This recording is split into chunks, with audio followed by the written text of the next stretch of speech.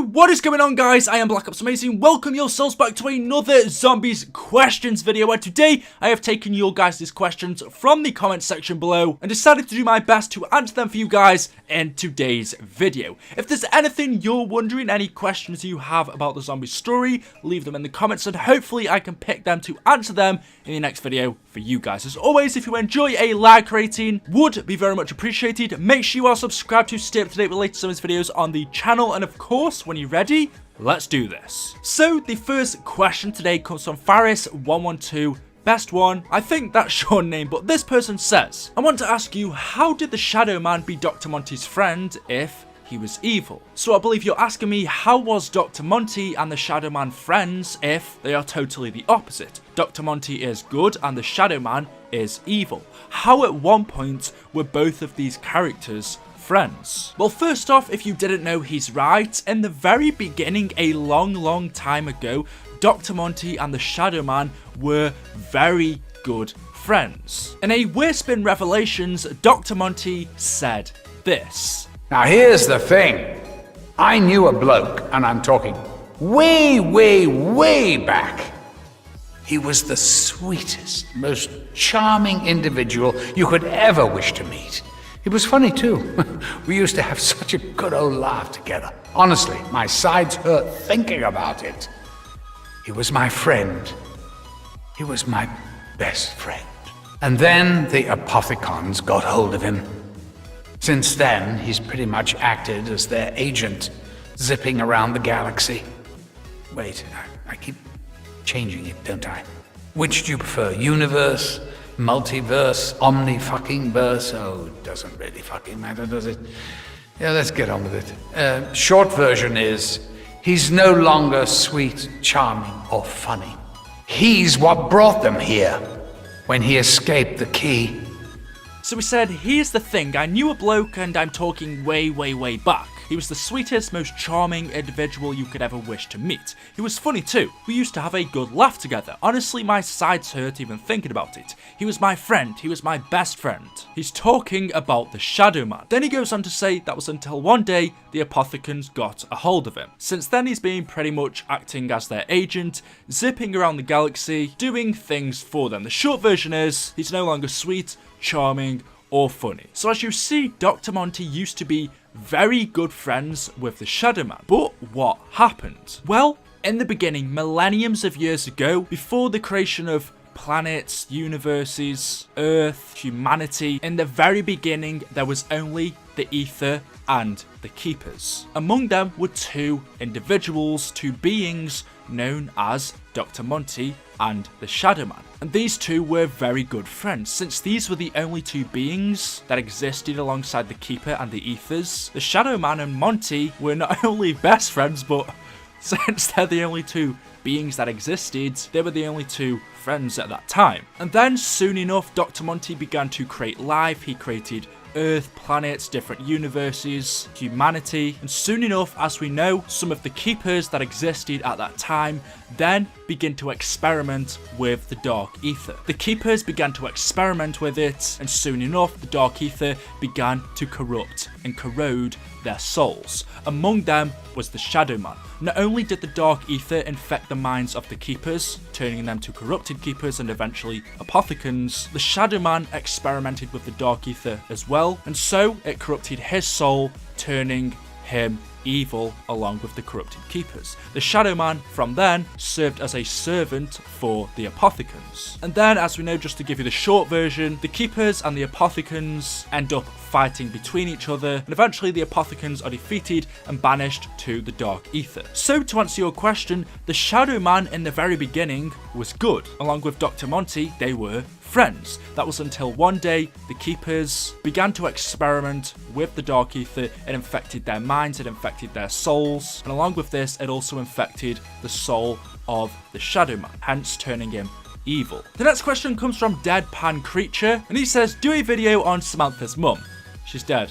I don't know what else to do about that. If you don't know, Samantha's mum died when she was at a very early age, and Maxis basically just took care of her from there. I mean, there's I wish I could give you more on that, but There we go. The next question comes from Marek Danso, and this person says, love the series, man. My question is, after you complete the PAP in Shadows of Evil, why is the Mob of the Dead plane flying across the sky? So this isn't the only time we see the Mob of the Dead plane fly across the sky. We also see it in Zetsubo no Shima, where a portal, a dimension, opens up in the sky, the plane flies out, and then another one opens a few seconds later, the plane goes in it and disappears. Now, Nero in Shadows of Evil gives us a good explanation as to what's going on here. He tells us that what's taking place is an interdimensional convergence. If you don't know what one is, it's when two universes collide and something from one universe, in this case the Mob of the Dead plane, will bleed in to another universe. It's not supposed to be here, but because the Mob of the Dead universe, or something from that universe, which like I said in this case the plane, has crashed into the Shadows of Evil universe, the two have collided. This is not supposed to happen, but because of this, a result of this is we are seeing the Mob of the Dead plane flying through somewhere it's not supposed to be. We see things start to converge together, and the Mob of the Dead plane just for a few seconds appears in the Shadows of Evil and the Zetsubo no Shima universe. We get a good cipher in Gored Kurovi that explains what's going on, and this also explains why we see the plane on the roof in The Giant. It says it was a strange flight. The plane crashed. We passed through time and space, in a way flying over areas that shouldn't even be there. There's no sign of any remains. I don't know where it landed. Honest. So although it doesn't specifically say, we can assume that because it's talking about a plane, it is talking about our Mob of the Dead crew. They've taken the plane off the roof of Alcatraz, and instead of flying straight into the Golden Gate Bridge, instead they went into a portal, kind of similar to how we see Peter in Gored Kurovi. When he jumps out of that plane into Shinonuma, instead of landing in the facility, we know below him there is a portal. He goes through that and ends up in Gored Kurovi. We could assume with the Mob of the Dead plane, instead of crashing into the Golden Gate Bridge, what they saw in front of them was a portal. Just like Peter, they went through it and it spat them out somewhere else. In this case, it spat them out in Shadows of Evil, then in Zetsubo no Shima, and then in the end, probably in The Giant. As this cipher says, we pass through time and space, in a way flying over areas that shouldn't even be there. So this plane shouldn't be in any of these universes, but it is. When the Primis version of Richtofen arrived through the teleporter in The Giant to kill his Ultimus self, when he did this triggered fractures across space and time. Because he killed his older self, and that version of Richtofen now no longer exists, that means that the events that were supposed to happen after, with this evil version of Richtofen eventually becoming the controller of the zombies on Moon, because none of those events are now going to happen, this changes reality, this changes the timeline, and causes fractures across space and time, and so we see things like the Mob of the Dead plane start to mess up and appear in different universes. Hopefully I've gone into enough detail there for you. Hopefully that answers your question. The final question comes from mom_im Chinese. Yeah, hopefully I've got that right. But this person says, what happened to the characters after the ending? Brackets the Primis. So what happens after the Revelations ending? This is still something that is a mystery. There's still a lot about this that we don't fully understand, and the Revelations ending is a lot like the Origins ending.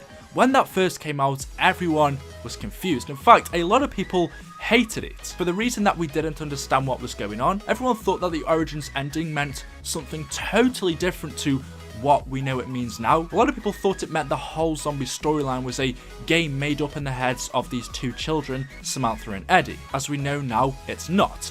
But the Origins and the Revelations ending are very similar. In the way that the Origins ending was a mystery and we didn't understand, it's the same with the Revelations ending. Really, it's a mystery, we don't understand it, and just like Origins, we hate it. But just like Origins, we could assume that in years to come, 2 years from now, whenever we get the answer to this, we're gonna come back and think, that's what that meant. It'll change our perspective of this ending and make us love it. I know a lot of people hate it, a lot of people are confused, and for the right reasons. What does it mean? And for now, I think it's gonna stay a mystery, and that's exactly what Treyarch intended. They don't want to give us all the answers. But to try and answer your question, or at least see what we can come up with, what happens to the characters after the ending? So we see at the end, Maxis and Sophia sacrifice themselves to save Dr. Monty's perfect universe, and so now the Apothecans are banished, the war is over, and this meant that Richtofen, Takeo, Nikolai and Dempsey were supposed to fade away. Since they killed their original selves, because they now no longer existed, in reality, since their older selves don't exist, their younger selves shouldn't exist as well. And so, at the end, they were supposed to fade away. Dr. Monty thought they would be gone, meaning no more hassle from them and Monty's perfect universe would be safe. But as we know, they drink the blood vials, meaning they don't fade away and they continue to exist. Dr. Monty realizes that something strange has gone on, and he tells them, Luke, you were supposed to fade away, but clearly, as always, you meddle with things, you've changed things, you've drank the blood, and because of this, you haven't gone. And so, he tells them, you can't exist in my perfect universe, you can't be here, you're just going to mess things up again. And so, instead of killing them, instead of getting rid of them, which he could easily do because he is this godly figure, he created life, he could easily get rid of Richtofen and the crew. But instead of doing this, as we see, he sends us back to this. It seems like our characters become Primis, the 4 heroes that defeated the Apothecans in the Great War. In the Chronorium, it doesn't give us much information about the Revelations ending, but what it does say is this. With the Shadow Man and the Apothecans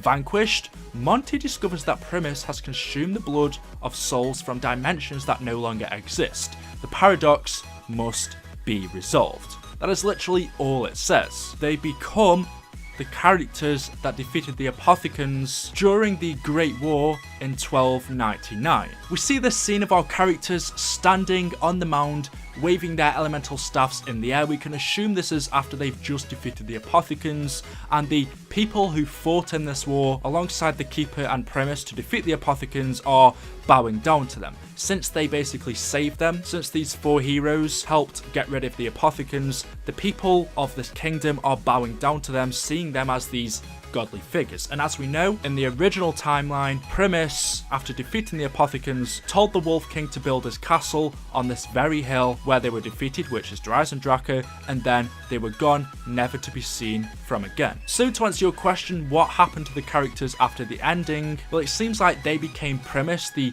characters, the 4 heroes who originally defeated the Apothecans. As we know, in the original timeline, once they defeated them, they disappeared forever. So that brings up the question, what's going to happen to them after this? Of course, maybe all of this, what I'm saying, is wrong. As we've learned from the Origins ending, we thought it meant something totally different, but it doesn't. It was a whole confusing mess. And I think that's what Treyarch were going for with the Revelations ending. They want us to think this means something, and then they're gonna prove us totally wrong in 2 or 3 years from now. So I'm gonna leave that there. Anyway, I've tried my best to answer some of your guys' questions. If you want to know anything, leave your questions in the comment section below.